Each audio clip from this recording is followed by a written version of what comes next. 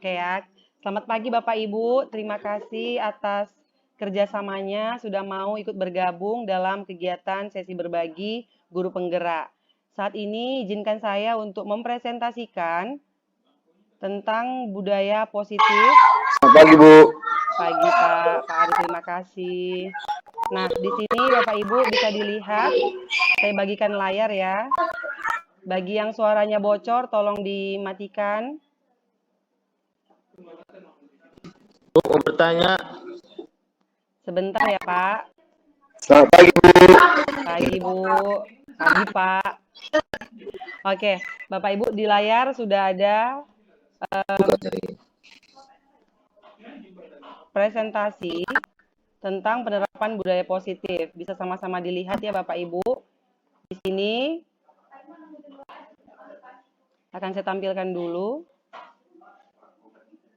Oke. Sudah kelihatan semua Bapak Ibu? Sudah kelihatan semuanya Bapak Ibu?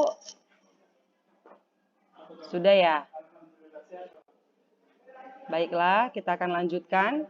Nah, di sini ada kegiatan pemantik. Sebelum saya masuk ke materinya, saya mau Bapak Ibu kita sama-sama mengepalkan tangan kita dulu. Nah, bagaimana kira-kira Bapak Ibu menjaga, semisalkan di dalam kepalan tangan Bapak Ibu ada barang berharga. Bapak Ibu bertugas untuk menutup tangan Bapak Ibu sehingga tidak ada yang boleh membukanya. Coba Bapak tutup, Bapak kepalkan tangannya, Ibu kepalkan. Bagaimana kira-kira?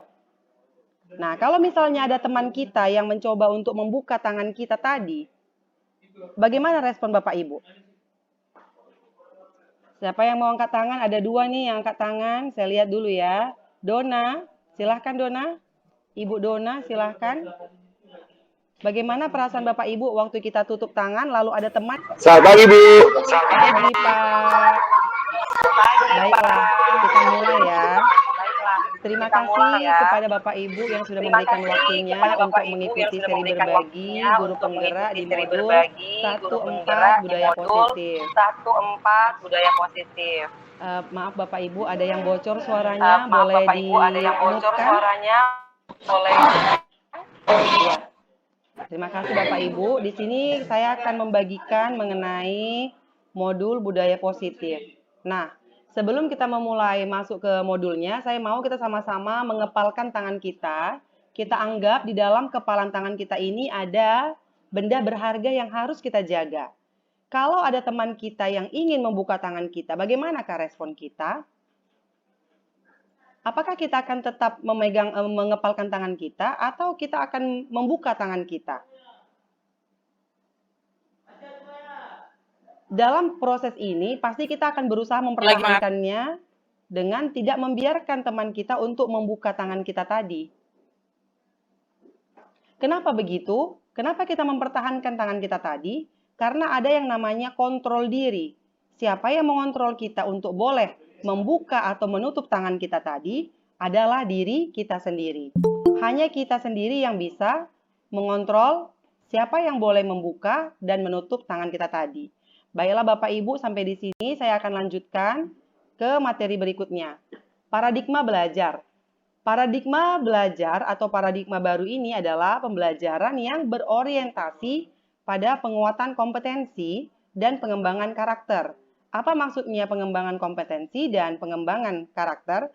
Jadi kita sebagai guru harus mengubah cara pandang kita terhadap cara belajar siswa atau murid yang ada di sekolah kita.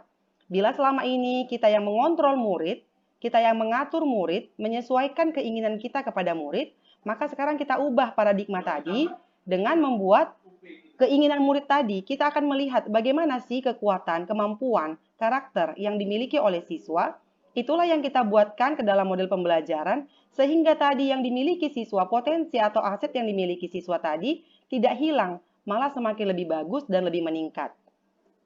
Selanjutnya, nah, ini ada stimulus respon dan teori kontrol.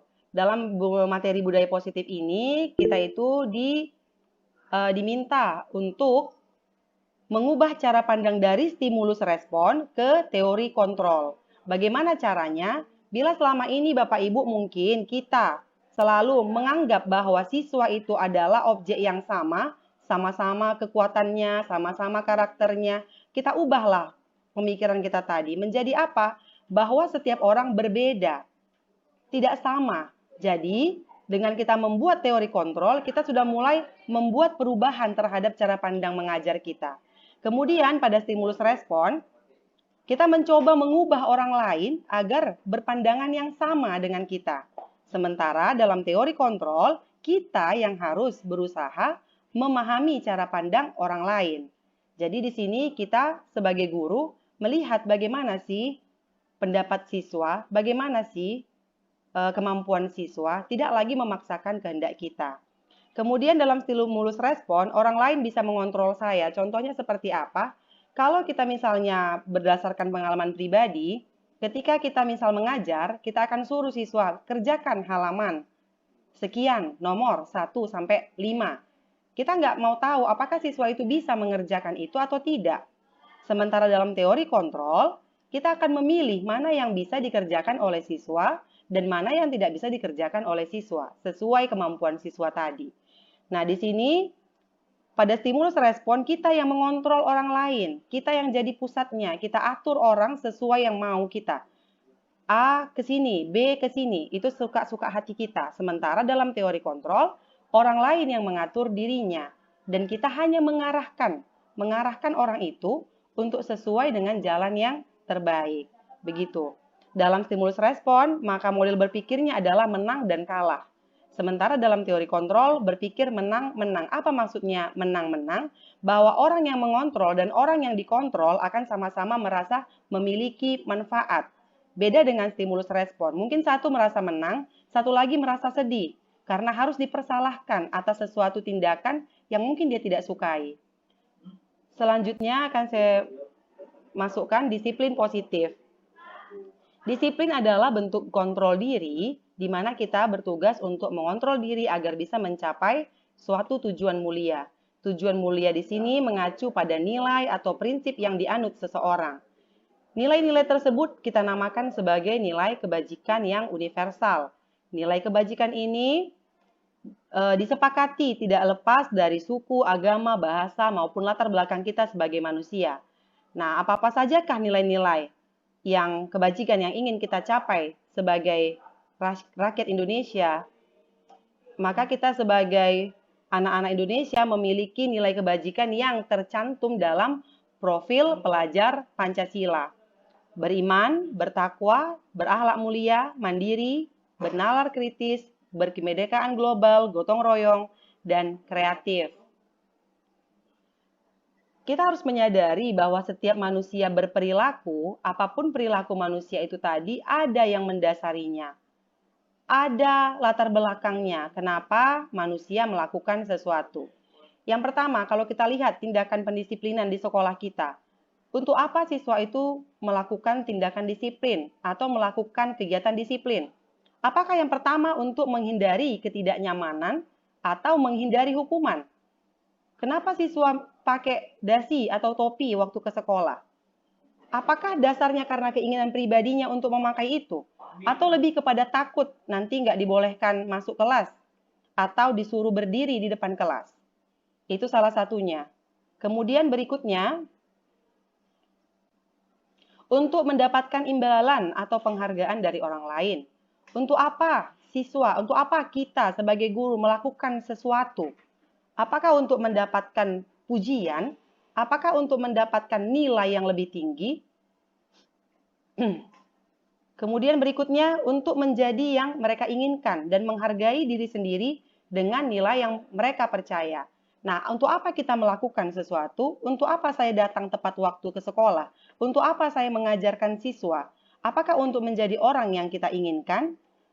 Apakah untuk menghargai diri kita sendiri dengan nilai-nilai yang kita percaya? Dari ketiga motivasi tadi, mana kira-kira motivasi yang kita pilih untuk kita lakukan? Apakah karena untuk tidak mendapat hukuman? Apakah untuk mendapat penghargaan? Apakah untuk menghargai diri sendiri? Kira-kira yang mana? Ibu Wadia Nur, boleh diaktifkan mikrofonnya. Untuk apa kira-kira, Bu?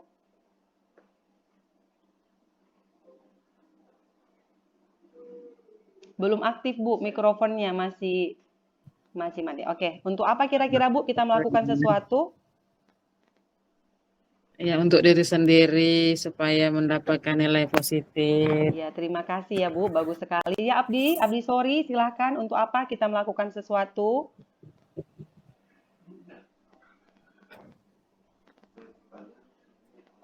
Abdi. Oke, Abdi mungkin lagi sibuk. Nah, berarti kita di sini sudah mengetahui untuk apa kita melakukan sesuatu. Untuk menghargai diri sendiri dan mempercayai nilai-nilai yang kita miliki. Kemudian saya akan lanjutkan. Di sini ada teori motivasi, hukuman, dan restitusi. Nah, pada saat ini kita akan melihat di sebelah kiri ada identitas gagal. Apa maksudnya identitas gagal? Ketika kita sebagai guru langsung menerapkan hukuman kepada siswa akibat tindakan indisipliner atau tindakan tidak disiplin yang dilakukan siswa, maka kita sudah menciptakan siswa yang gagal. Kenapa gagal? Kita lihat. Karena hukuman adalah sesuatu yang menyakitkan, tetapi harus terjadi. Kemudian, hukuman tidak nyaman untuk anak dalam jangka waktu yang lama. Kemudian, korban mendapatkan keadilan. Bagaimana dengan pelakunya? Apakah mengalami perubahan? Belum tentu. Kemudian, hukuman juga yang pasti akan menyakiti siswa atau anak.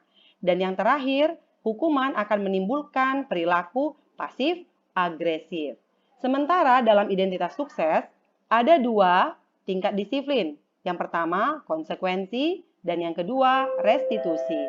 Konsekuensi sendiri adalah bila seseorang melanggar tindakan disiplin, maka akan memiliki konsekuensi yang sudah disepakati berdasarkan keinginan guru dan siswa tadi. Artinya, bukan berdasarkan keinginan siswa, tapi masih ada campur tangan dari gurunya. Apa yang boleh terjadi dalam kasus konsekuensi ini? Sesuatu harus terjadi. Apa yang harus terjadi? Resikonya tadi, kesepakatan tadi. Misalnya, bila si A terlambat ke sekolah, maka dia harus berdiri di depan kelas, atau dia harus mengganti waktu belajarnya, atau dia tidak boleh istirahat untuk mengganti waktu belajar yang sudah terlewati. Kemudian konsekuensi juga tidak nyaman untuk jangka waktu yang panjang maupun waktu yang pendek. Karena apa tidak nyaman? Karena siswa terpaksa untuk melakukannya. Kemudian korban bisa diabaikan. Lalu murid dibuat tidak nyaman. Kemudian penguatannya hanya bertahan dalam jangka waktu yang pendek. Satu lagi restitusi. Restitusi adalah tindakan yang mengajak murid untuk memikirkan sendiri solusi berdasarkan nilai yang diyakininya. Restitusi merupakan pilihan. Siswa boleh memilih solusi yang diinginkannya. Kemudian restitusi juga, kenapa ini? Kok mati?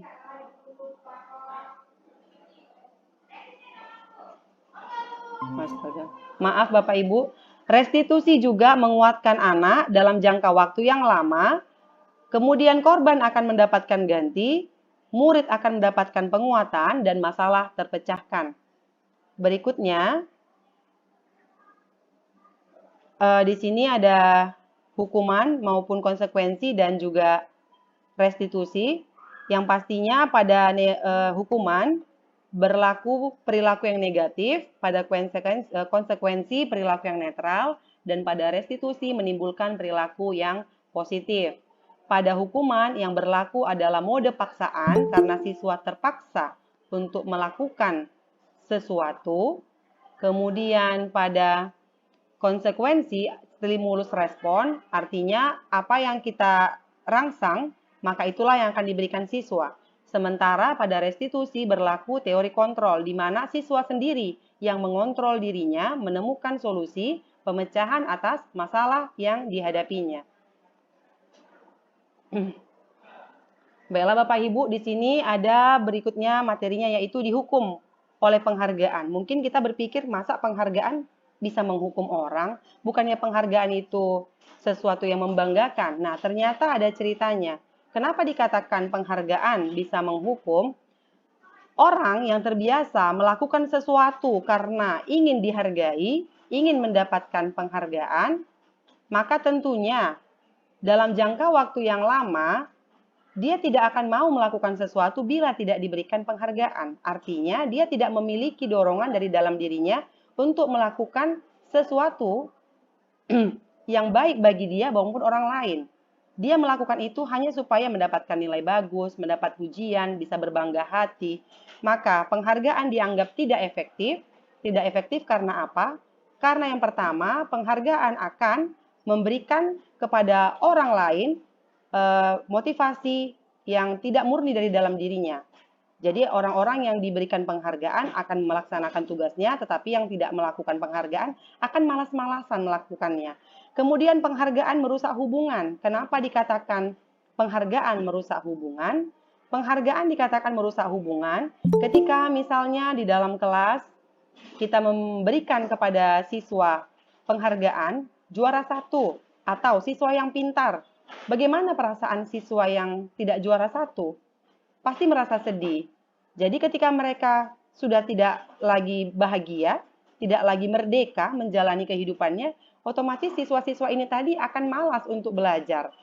Kemudian mengurangi ketepatan. Orang yang digadang-gadang atau diiming-imingi dengan penghargaan, biasanya akan menjawab dengan sekenanya, secepatnya. Bagaimana? Karena fokus mereka bukan ketepatan, tapi bagaimana cara mendapatkan hadiahnya, gitu. Mereka akan kurang tepat dalam menilai atau menanggapi segala sesuatu. Kemudian penghargaan itu menghukum. Kenapa dikatakan menghukum? Dengan memberikan penghargaan, kita memberikan kepada siswa batasan. Artinya hanya sampai di sinilah kemampuan siswa kita hargai. Selanjutnya bagaimana? Apakah siswa ini tadi mau lagi melakukan sesuatu untuk menggali potensinya? Tentu nggak mau, ya. Akhirnya siswa ini tadi akan merasakan dirinya terpuruk. Kita menghukum siswa dengan penghargaan tadi, membuat siswa menjadi lebih malas dalam belajar, lebih tidak mau meningkatkan kreativitasnya, mematikan kreativitas, sama seperti saya jelaskan tadi, dan menurunkan kualitas. Berikutnya, restitusi. Dari ketiga pendisiplinan, cara pendisiplinan tadi, yang paling baik adalah restitusi. Restitusi adalah proses menciptakan kondisi bagi siswa untuk memperbaiki kesalahan mereka sehingga siswa bisa kembali pada kelompoknya dengan karakter yang lebih kuat. Restitusi mengajarkan siswa untuk mencari solusi dari masalah dan membantu siswa berpikir seperti apa yang mereka inginkan dan bagaimana siswa harus memperlakukan orang lain. Di bawah ini adalah ciri-ciri restitusi yang membedakannya dengan program disiplin lainnya. Yang pertama, restitusi bukan untuk menebus kesalahan, namun belajar dari kesalahan. Kedua, restitusi memperbaiki hubungan. Restitusi memberikan tawaran bukan paksaan. Restitusi menuntun melihat ke dalam diri. Dan yang terakhir, restitusi mencari kebutuhan dasar atas tindakan yang dilakukan manusia. Berikutnya materi keyakinan kelas. Apa maksudnya keyakinan kelas ini? Keyakinan kelas adalah pembentukan nilai-nilai yang kita yakini di dalam kelas berdasarkan curah pendapat dari seluruh masyarakat yang ada di kelas atau seluruh warga sekolah. Nah, pada dasarnya keyakinan kelas ini dibuat melalui pertama peraturan. Peraturan tadi kita lihat apakah ada nilai kebajikan di dalamnya. Bila ada, maka kita tuliskanlah nilai kebajikannya. Kemudian kita bersama-sama memilih nilai mana yang bisa kita terapkan di dalam kelas untuk bisa dikerjakan seluruh siswa maupun guru. Nah, dengan membuat keyakinan kelas, kita pastinya akan memberikan kepada siswa pembelajaran mengenai budaya positif. Bagaimana mereka bersikap, sudah ada patokannya. Apakah itu keyakinan kelas? Keyakinan kelas tidak sama dengan peraturan. Karena peraturan itu lebih mengikat, lebih memaksa. Sementara keyakinan kelas tidak memaksa, melainkan memberikan kepada siswa keleluasaan untuk memilih mana yang diyakininya sebagai nilai untuk kebajikannya. Nah, demikian ini keyakinan kelas. Berikutnya kita akan masuk pada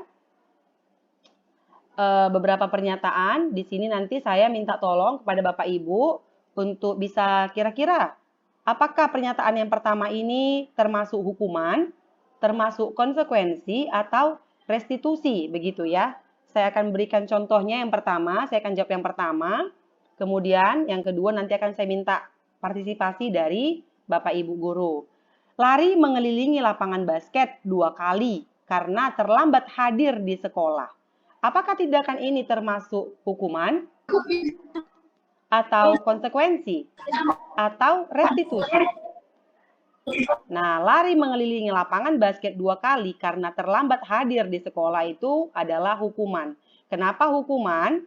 Karena lari mengelilingi lapangan basket 2 kali karena terlambat hadir di sekolah tidak ada hubungannya. Lari mengelilingi lapangan tidak ada hubungannya dengan membuat siswa akan datang tepat waktu.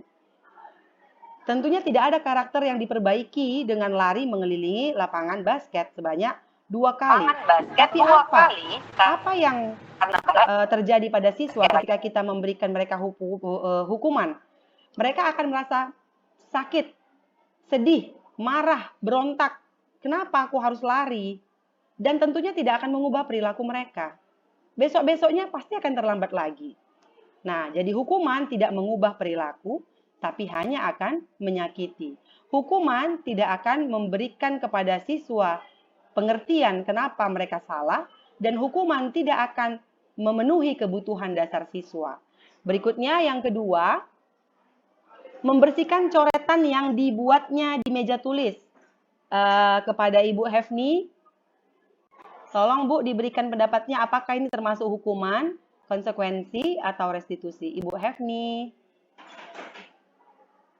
Kepada Ibu Hefni, boleh dibuka kameranya Bu dan dihidupkan suaranya. Hukuman, Bu. Hukuman, oke. Bagaimana pendapat Ibu Dona? Halo Ibu Dona. Halo, sepertinya nggak ada. Ibu Nurul? Mana kameranya, Kalau Bu? menurut saya konsekuensi, Bu. Konsekuensi ya. Oke, baiklah, terima kasih atas pendapatnya dari Ibu Hefni maupun Ibu Nurul. Nah, membersihkan coretan yang dibuat di meja tulis adalah bentuk konsekuensi. Kenapa? Dia yang mencoret, maka dia harus membersihkan yang sudah dikerjakannya. Namun apakah dengan memberikan konsekuensi, anak akan berubah perilakunya? Tentu tidak. Tentu anak tidak akan berubah perilakunya hanya karena mendapatkan konsekuensi. Nah, berikutnya apa yang harus kita lakukan? Kita lihat di sini. Oke, di bawah. Menggantikan kertas tugas teman yang telah dicoret-coret. Nah, ini juga sama. Adalah konsekuensi gitu ya. Kemudian berdiri di depan kelas sambil mengangkat satu kaki. Ini adalah bentuk hukuman. Kemudian kehilangan 10 menit jam istirahat untuk mengerjakan tugas. Karena terlambat, tertinggal mengerjakan pelajaran selama 10 menit. Ini juga merupakan bentuk konsekuensi. Baiklah Bapak Ibu, dari sini tadi saya lihat sudah bisa membedakan yang mana konsekuensi dan yang mana hukuman. Baiklah. Semua yang kita lakukan tadi, semua yang kita kerjakan ada yang mendasarinya. Apa itu? Kebutuhan dasar. Manusia memiliki kebutuhan dasar dalam dirinya. Ada 5 kebutuhan dasar. Yang pertama adalah kebutuhan bertahan hidup. Kebutuhan bertahan hidup ini adalah kebutuhan yang bersifat fisiologis. Misalnya kesehatan, rumah, dan makanan. Apa contohnya di sekolah ini? Misal pernah nggak Bapak Ibu begini? Kita masuk nih dalam kelas. Selamat pagi anak-anak. Wajahnya letih, lesu. Nah, kalau kita tadi sudah berpikir bahwa semua tindakan adalah karena memiliki kebutuhan dasar dan ada motivasi melaksanakannya, maka kita akan nanya, kenapa lemas gitu ya? Ada yang belum makan? Nah, kita akan tanya mereka. Kalau anak-anak tidak makan atau tidak sarapan dari rumah, tentunya saat mengikuti pembelajaran, mereka nggak akan fokus, akan lemas, jadinya nggak semangat. Tentu kelas kita pun tidak akan enak lagi untuk kita ajarkan begitu ya. Maka kita sebagai Bapak Ibu guru, ayo kita tanyakan kebutuhan dasar siswa ini. Kita perhatikan kebutuhan dasar siswa ini. Apakah mereka sudah tercukupi kebutuhan bertahan hidupnya. Kemudian nomor 2 adalah kebutuhan dasar kasih sayang dan rasa diterima. Kebutuhan ini didasari atas hubungan dan koneksi sosial. Jadi kebutuhan ini juga memberi dan menerima kasih sayang untuk bisa menjadi bagian dari kelompok. Kira-kira Bapak Ibu, kenapa banyak aksi bully yang terjadi sekarang ini di sekolah? Kita perhatikan banyak teman-temannya saling ejek-mengejek ya. Apa yang terjadi kira-kira? Kenapa seperti ini? Karena siswa tadi kurang kebutuhan akan kasih sayang dan kurang kebutuhan akan rasa diterima. Nah, setelah kita melihat ke sana, kita akan bisa menghentikan atau mengurangi kasus pembulian dengan memberikan kasih sayang dan rasa diterima kepada siswa kita. Berikutnya, kebebasan, kebutuhan akan pilihan. Kebutuhan untuk bebas adalah kebutuhan akan kemandirian, otonomi, memiliki pilihan, dan mampu mengendalikan arah hidup seseorang. Anak-anak dengan kebutuhan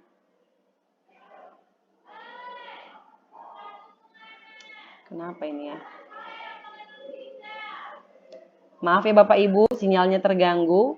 Anak-anak yang memiliki kebutuhan kebebasan yang tinggi menginginkan pilihan. Mereka perlu banyak bergerak, suka mencoba, tidak terpengaruh orang lain dan senang mencoba hal yang baru. Jadi bagaimana caranya supaya kebutuhan dasar akan kebebasan ini bisa terpenuhi? Kita boleh mendata anak-anak kira-kira kemana maunya. Apakah sukanya belajar dengan praktek? Apakah belajar dengan musik? Itu boleh kita tanyakan atau kita observasi sehingga kebutuhan mereka ini tadi bisa terpenuhi. Kenapa memangnya kalau kebutuhan akan kebebasan ini tidak terpenuhi? Yang pertama sudah pasti anak-anak ini akan membuat onar, akan menggangguin, akan bikin ribut, atau mungkin lemas, gak semangat. Itu tadi ya. Kemudian keempat, kebutuhan dasar akan kesenangan. Kita perlu tahu apa yang disenangi. Maaf Bapak Ibu, apa yang disenangi siswa kita. Apakah senang main musik, senang main game. Nah, walaupun kesenangan mereka main game, atau bernyanyi, atau berpuisi, atau main drama, semua itu bisa kita gunakan untuk dalam memasukkan pembelajaran ke dalamnya. Boleh kita gunakan kesenangan-kesenangan siswa ini tadi. Tentunya kalau mereka senang, kita juga kan nyaman mengajar di kelasnya, bahagia, tenang pikiran kita. Berikutnya adalah penguasaan. Penguasaan ini adalah kebutuhan pengakuan atas kemampuan.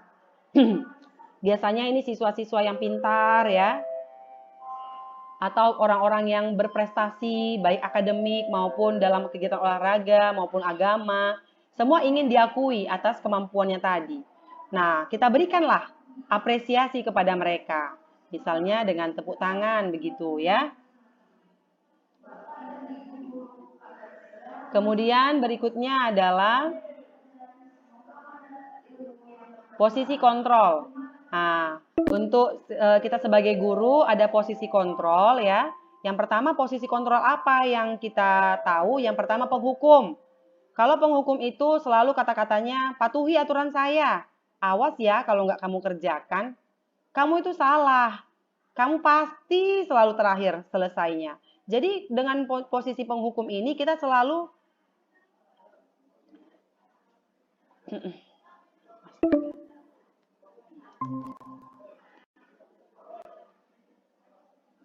dengan posisi penghukum ini kita selalu memaksa siswa, menjudge siswa bahwa mereka tidak lebih baik. Mereka itu salah, mereka itu nggak berkembang. Jadi dengan cara kita menghukum siswa, sudah pasti siswa kita akan menjadi orang yang rendah diri, orang yang tidak punya rasa percaya diri. Kemudian posisi kontrol pembuat merasa bersalah.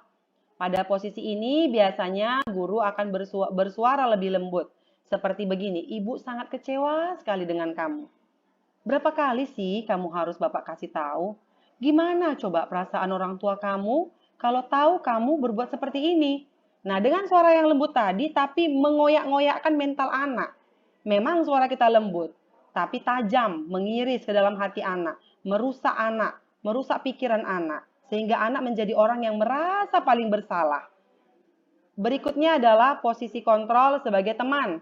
Pada posisi ini, guru akan berperilaku atau memposisikan dirinya sebagai teman. Contohnya, nah ayolah bantulah Bapak ya. Tolonglah, kamu nggak ingat. Selama ini Bapak udah bantu kamu. Sekarang gantian ya, kamu yang bantu Bapak. Ya udahlah, lain kali kamu jangan bikin kesalahan lagi ya. Begitu kira-kira ya. Jadi ini posisi kontrol teman ini tidak memberi batasan antara guru dengan siswa. Jadi seakan-akan guru kurang dihormati oleh siswa, begitu ya.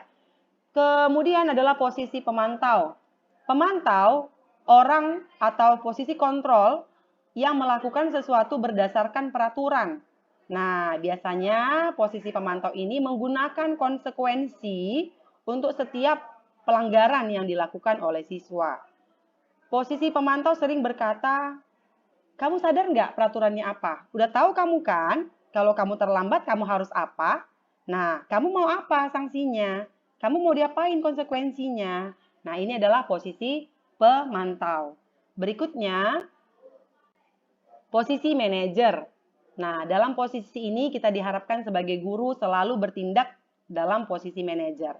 Posisi manajer ini, guru bersama-sama dengan siswa menyelesaikan masalah, mengajarkan siswa belajar bertanggung jawab, mendukung siswa agar menemukan solusi atas masalahnya. Pada posisi ini, siswa akan diajak untuk menganalisis kebutuhan dirinya maupun orang lain. Sehingga siswa menyadari perbuatannya tadi tidak sesuai dengan nilai dan mampu merubah perilakunya menjadi lebih baik. Perkataan yang mungkin diucapkan dalam posisi manajer adalah apa yang kita yakini. Apakah kamu meyakininya? Apakah kamu bersedia memperbaikinya? Jika kamu memperbaiki ini menunjukkan tentang dirimu seperti apa? Apa rencana yang akan kamu lakukan untuk memperbaiki ini? Nah, saya juga kadang-kadang, bukan cuma saya mungkin ya, masih sering melakukan beberapa posisi yang lain selain manajer. Baik itu pemantau, penghukum, teman, maupun sebagai posisi pembuat merasa bersalah. Tapi saya berharap dengan adanya sesi berbagi ini, rekan-rekan guru semua sudah mulai bisa menentukan posisi kontrol mana yang lebih baik untuk diterapkan di sekolah. Tentunya adalah posisi manajer. Baiklah Bapak Ibu, saya akan membuat ada video di sini, boleh Bapak Ibu tonton. Kita akan lihat bagaimana sih perbedaan antara posisi-posisi ini tadi ya.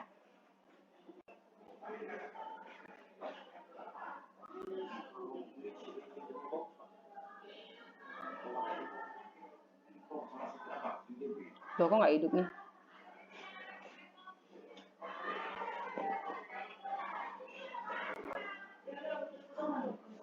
Nggak jalan videonya ya.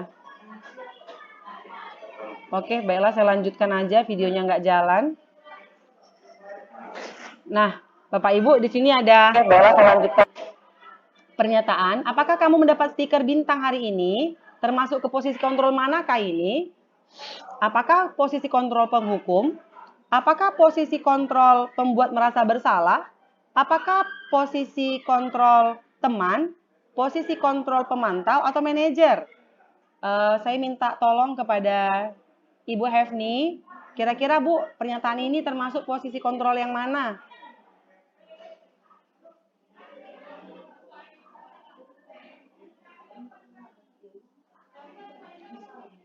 Halo Ibu Hefni. Kira-kira ini termasuk posisi Ya Bu, kontrol sebagai yang mana? penghubung. Ya Bu, sebagai penghubung Bu. Penghukum. Oke, baiklah kita lihat. Terima kasih Bu atas jawabannya. Nah, kemudian kalau kedua ini, bagaimana kamu bisa menyelesaikan masalah ini? Nurul Huda, Ibu Nurul Huda. Kira-kira ini masuk kemana Ibu Nurul Huda? Kira-kira ini masuk kemana Ibu Nurul Huda?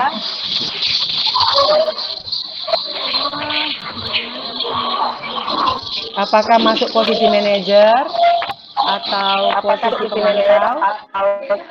Memantau.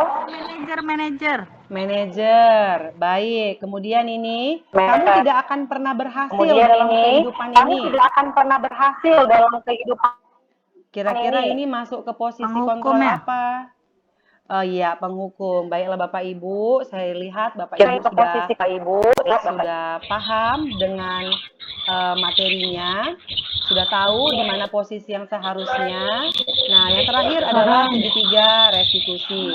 Apa ini segitiga restitusi? Diharapkan Bapak Ibu dalam memberikan perubahan perilaku kepada siswa berdasarkan segitiga restitusi ini. Yang mana itu? Yang pertama, kita harus pertama yang kita lakukan adalah menstabilkan identitas dulu. Kalau siswanya udah salah, jangan kita salahkan lagi, tapi kita merasa seperti dia. Iya, Bapak tahu. Memang setiap orang pasti pernah melakukan kesalahan. Supaya apa? Supaya tadi identitas gagalnya itu tadi tidak menambahkan kegagalan lagi dalam hidupnya. Setelah stabil identitasnya, maka kita validasi tindakan yang salah. Seperti apa? Kita ajak siswa untuk mengetahui apakah dia salah, yang mana yang salah dengan pertanyaan-pertanyaan. Apakah ada cara yang lebih efektif untuk mendapatkan yang kamu butuhkan? Nah, dia akan menjawab nanti kira-kira ada atau tidak.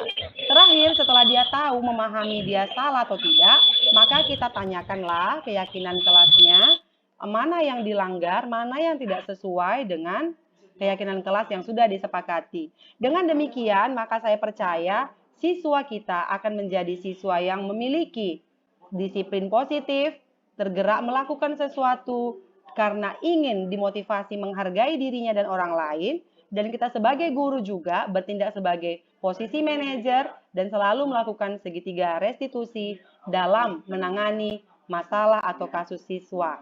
Nah, baiklah Bapak Ibu, ini adalah contoh penerapan budaya positif yang saya lakukan. Tapi sepertinya, ya, ini dia salah satunya adalah berdoa, kemudian ini kok nggak hidup ya?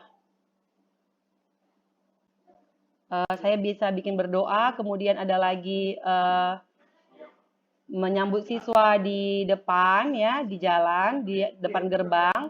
Satunya lagi adalah membuat koin Rp500 setiap hari.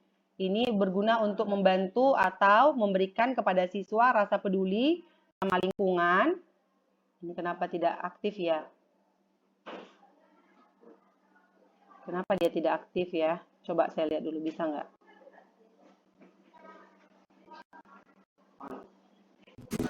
Oke, ini dia ya Bapak Ibu.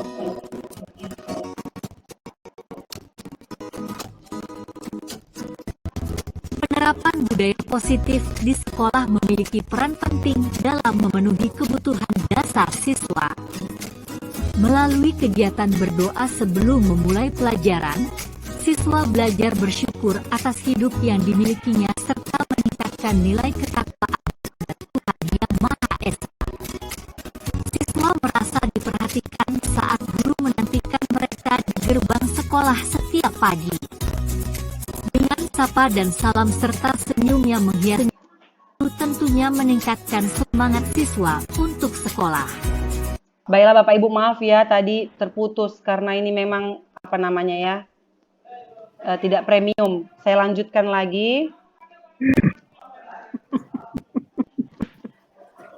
Ada ya nggak premium. Kegiatan ini juga menanamkan kepada siswa bahwa mereka begitu berarti. Nggak premium dan. Tidak hanya belajar menghargai. Nggak premium dia. Bapak Ibu kita ulangin ya.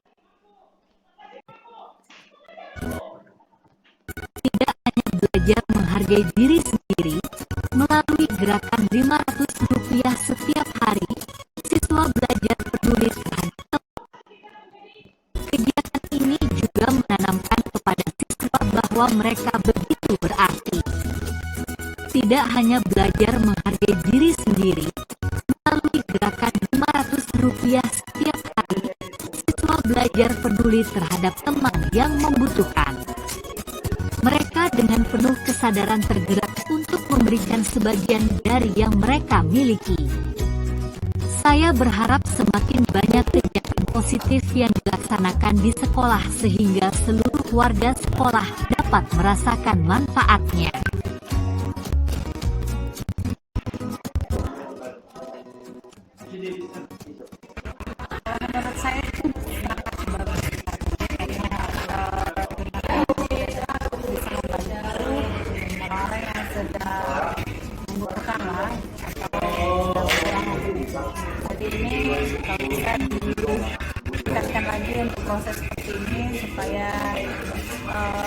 kita dibantu dengan adanya program seperti ini. Karena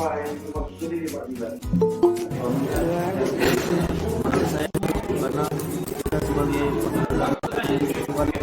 berdoa. Saya sangat senang karena melihat teman-teman saya yang lain sangat peduli dengan teman-temannya yang membutuhkan. Menurut saya program ini sangat luar biasa. Nah, baiklah Bapak Ibu, tadi sudah kita saksikan, kita lihat ya, bagaimana contoh-contoh penerapan budaya positif. Lalu saya akan tadi masuk lagi ke posisi ini ya, posisi penghukum. Kita akan lihat bagaimana sih posisi kontrol itu.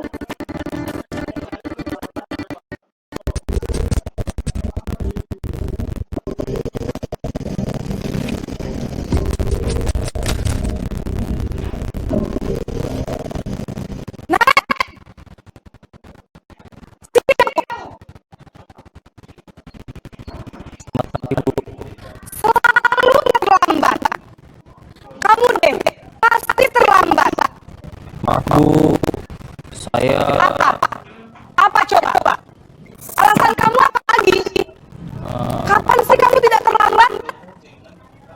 Malas sekali ya kamu jadi anak. saya Dasar pemalas. Gak kapok sih kamu. Sudah berapa kali terlambat? Sana, kamu keliling lapangan basket 2 kali. kenapa saya harus keliling lapangan basket Bu? Kenapa? Kamu melawan ibu? Berani-beraninya jawab. Sudah terlambat, masih berani jawab pula. Sekarang, keliling lapangan basket 5 kali sekalian. Biar kapok. Cepat. Pergi sana ke lapangan basket.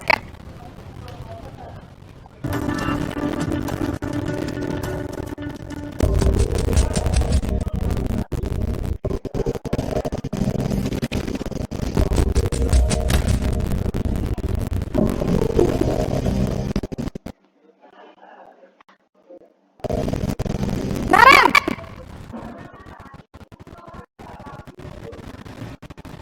Selamat pagi Bu. Naren. Kamu kenapa terlambat lagi, nak? Ya Tuhan, Naren. Kamu senang ya bikin ibu susah ya? Kalau kamu terlambat lagi, nanti ibu yang ditegur bapak kepala sekolah, nak. Disangka ibu tidak bisa membina kamu. Duh, gimana ini? Maaf Bu, Duh, Gusti Naren. Kamu suka ya kalau ibu ditegur bapak kepala sekolah? Terus, sekarang ibu harus tulis apa ini di buku absen?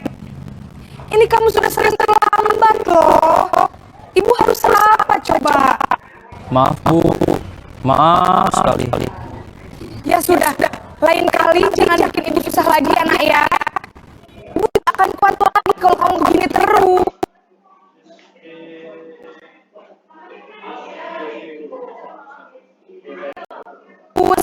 Bisa jantungan kalau ibu ditegur bapak kepala sekolah.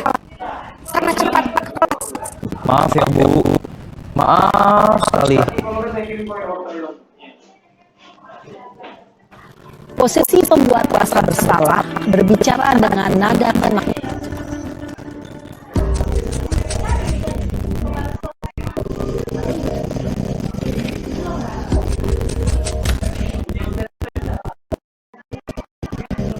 Naren!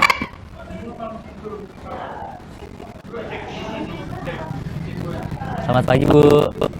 Wah, sudah jam berapa ini nak?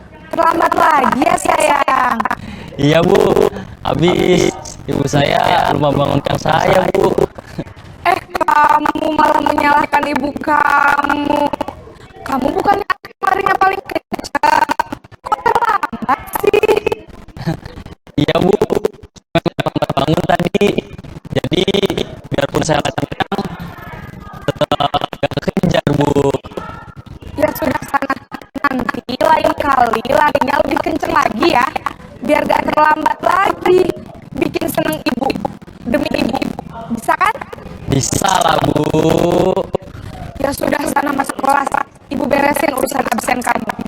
Kamu ini ada-ada saja.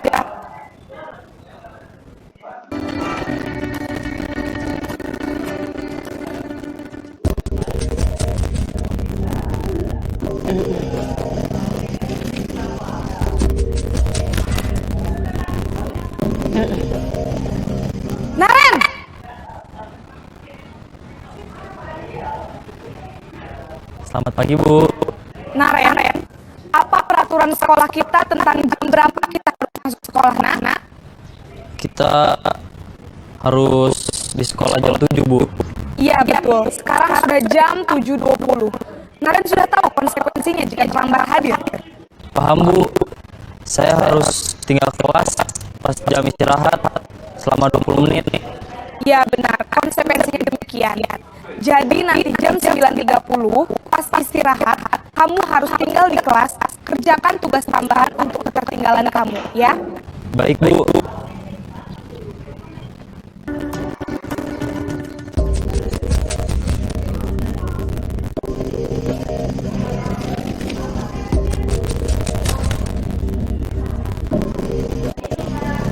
Naren,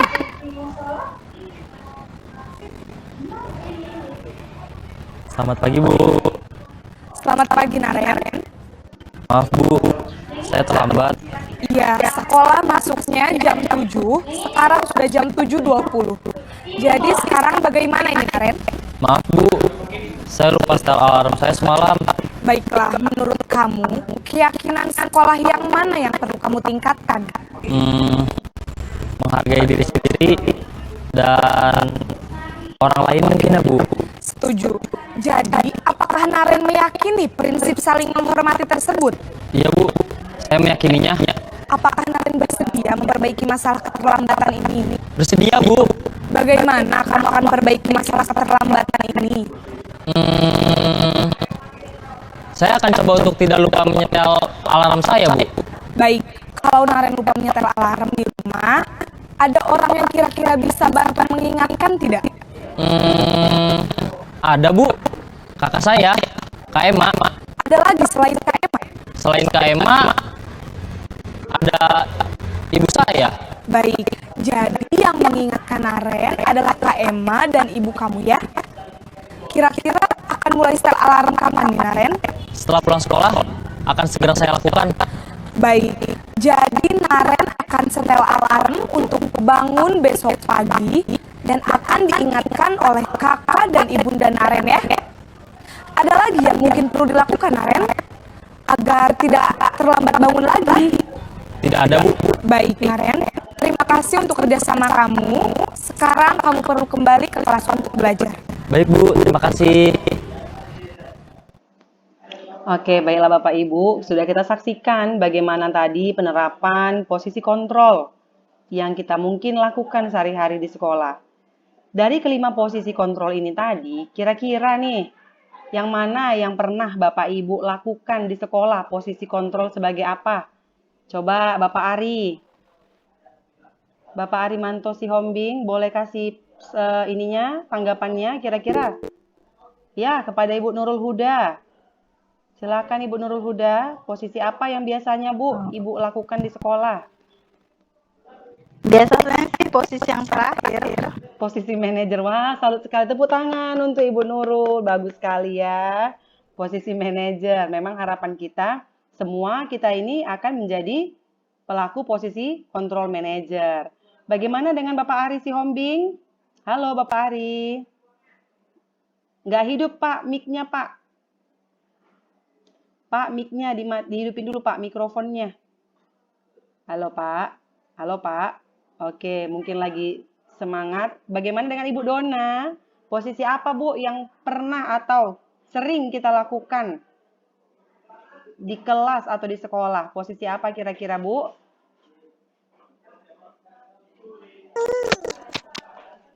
Posisi menghukum. Posisi menghukum ya. Saya juga seperti Bu Dona ya. Lebih sering menghukum, apalagi kalau nggak sesuai dengan peraturan langsung ya. Jadi, tapi mulai hari ini udah bisa ya Bu, udah bisa kita pilih. Kira-kira kita mau di posisi yang mana? Ibu Susi, ayo Bu Susi. Biasanya di posisi apa Bu Susi? Menurut saya sih di posisi yang menghukum, Bu. Menghukum juga memang, iya. Dan kali dua kali terlambat. Iya, bagus, benar sekali ya. Ibu Rini, di posisi apa Bu yang biasanya Ibu lakukan di kelas? Bisa dibagikan pengalamannya Bu, Ibu Rini?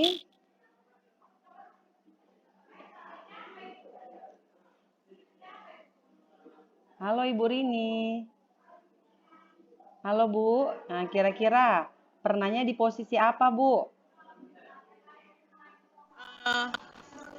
Saya lebih sering mengarahkan siswa agar karakternya lebih baik lagi ke depannya. Misalkan yang sering terlambat, saya tanya dulu penyebabnya apa, kemudian saya lebih mengarahkan. Memang kalau memberi hukuman paling hukuman kecil seperti itu, Bu. Oke, makasih Bu Rini. Berarti Bu Rini udah menerapkan posisi kontrol ini ya, biarpun belum tahu tentang materinya, tapi udah diterapkan tentang posisi kontrol manajer, mengarahkan siswa, mengetahui kesalahannya di mana, dan mengajak siswa untuk memperbaikinya. Nah, baiklah Bapak Ibu, saya harap kita semua juga sebagai guru bisa memberikan yang terbaik bagi siswa, walaupun kadang-kadang kita lupa ingatan ya. Kadang-kadang kita udah langsung emosi duluan nih. Ih, ya ampun anak ini gitu ya. Tapi saya harap kita semua setelah mempelajari modul ini, kita bertambah-tambah bijaksana dalam memilih, memutuskan posisi mana kita akan berdiri. Apakah sebagai penghukum, apakah sebagai pembuat merasa bersalah, atau sebagai teman, posisi pemantau, maupun sebagai manajer. Dan ada kalanya dan ada baiknya juga bila setiap perilaku siswa ini kita pandang berdasarkan 5 kebutuhan dasar tadi, sehingga kita akan lebih mudah mengarahkan siswa memperbaiki karakternya. Terima kasih Bapak Ibu buat seluruh partisipasi yang sudah Bapak Ibu berikan. Saya berharap Bapak Ibu panjang umur, sehat selalu, semakin bertambah-tambah rezekinya. Terima kasih buat partisipasinya Bapak Ibu. Terima kasih buat bantuannya. Saya ucapkan selamat pagi. Boleh meninggalkan room ini ya Bapak Ibu. Dipersilahkan. Pagi Bu, sama-sama. Boleh foto dulu Bapak Ibu. Tunggu. Foto dulu. Foto dulu. Langsung keluar semua ya. Semangat sekali ya. Boleh difoto di print screen. Foto senyum. Senyum. Tunggu ya sekali lagi ya. Senyum Pepsodent ya. Lagi ya. Lagi 1, 2, 3. Oke. Terima kasih Bapak Ibu. Sama-sama.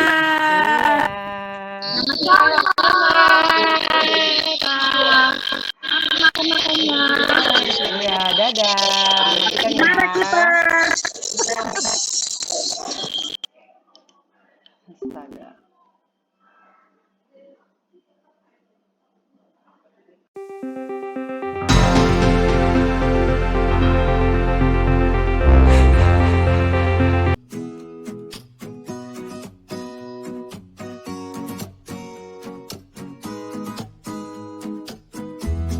Penerapan budaya positif di sekolah memiliki peran penting dalam memenuhi kebutuhan dasar siswa.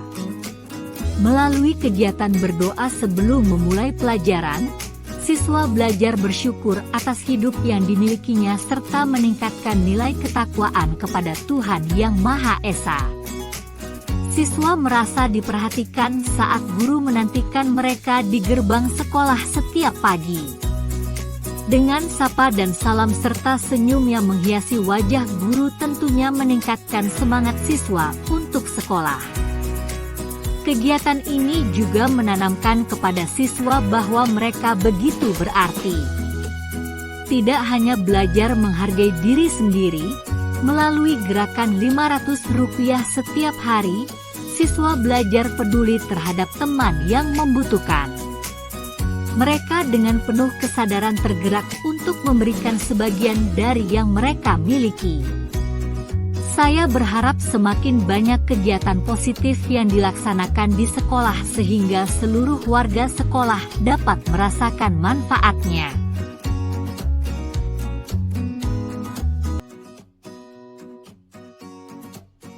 Kalau menurut saya itu sangat bagus sekali karena dengan budaya tersebut bisa membantu orang-orang yang sedang membutuhkan lah atau sedang kekurangan begitu. Jadi ini kalau bisa ditingkatkan lagi untuk proses seperti ini supaya banyak orang-orang sekitar yang terbantu dengan adanya program seperti ini.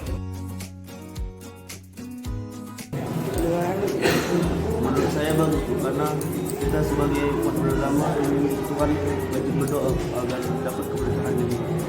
Saya sangat senang karena melihat teman-teman saya yang lain sangat peduli dengan teman-temannya yang membutuhkan. Ini menurut saya program ini sangat luar biasa.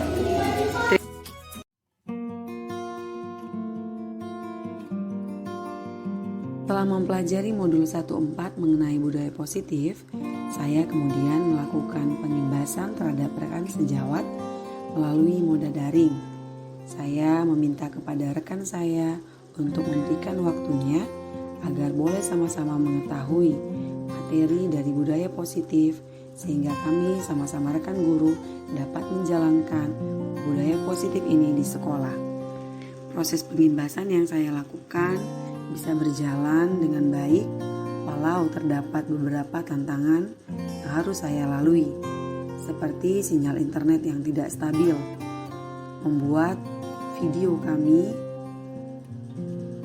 kameranya tidak berjalan dengan baik, kameranya terkadang padam, suaranya putus-putus, dan videonya tidak bisa diputar dengan baik. Kemudian tidak hanya itu, saya juga mengalami kendala pada pembatasan waktu di Google Meet. Materi yang saya bagikan kepada rekan guru boleh diterima dengan baik, dan yang saya rasakan setelah melakukan tanya jawab, ternyata masih banyak rekan guru yang belum bisa menggunakan posisi manajer dalam kenyataannya. Kebanyakan rekan guru termasuk saya juga masih menggunakan posisi kontrol sebagai penghukum saat mengatasi masalah disiplin siswa. Namun setelah mempelajari budaya positif ini, saya sendiri pun sudah mengalami yang namanya mengarah ke budaya positif dalam posisi mengontrol siswa bertindak sebagai manajer. Saya sudah mulai berkurang dalam melakukan posisi kontrol penghukum. Demikian juga yang saya harapkan terhadap rekan saya, guru-guru yang ada di SMK Negeri 13 Medan, setelah mendengarkan, melihat, dan memperhatikan contoh-contoh yang ada di dalam materi yang saya bagikan, saya harap setiap guru juga sudah boleh beralih posisinya dari kontrol penghukum berubah menjadi manajer. Perasaan saya sangat senang bisa membagikan hal-hal yang baik mengenai budaya positif di sekolah, mengingat saat ini begitu maraknya kenakalan remaja yang bahkan sampai membuat korban jiwa seperti tawuran antar siswa sekolah, kemudian pencurian, kebut-kebutan di jalan. Dengan adanya budaya positif ini, saya berharap dan juga rekan-rekan guru saya pastinya bisa bekerja sama untuk boleh menerapkan budaya positif ini di sekolah sehingga meminimalisir perilaku-perilaku negatif dari siswa-siswa yang kami bina. Selain perasaan senang, saya sempat merasa cemas ketika ada kendala yang saya hadapi, yaitu tidak stabilnya sinyal internet dan adanya batasan waktu dalam penggunaan Google Meet.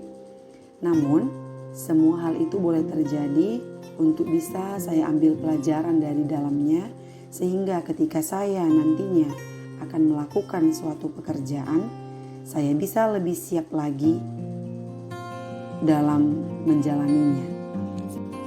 Tentu dalam kegiatan tersebut saya memiliki hal-hal yang baru yang saya rasakan. Hal yang saya sadari setelah melakukan kegiatan ini adalah kami rekan-rekan guru boleh mewujudkan siswa berkarakter sesuai profil Pancasila apabila seluruh warga sekolah menyatukan visinya dan menerapkan budaya positif di sekolah. Selain itu, menurut pengalaman saya, sebaiknya saat melakukan pengimbasan lebih bagus menggunakan moda luring, karena ketika kita saling bertatapan dalam dunia nyata, interaksi yang terjadi antara pemateri dengan peserta lebih baik.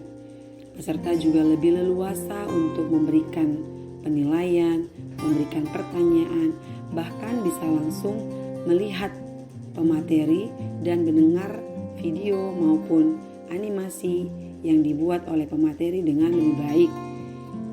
Hal ini tentunya akan membuat peserta menjadi lebih tenang dan dapat menerima materi dengan lebih baik.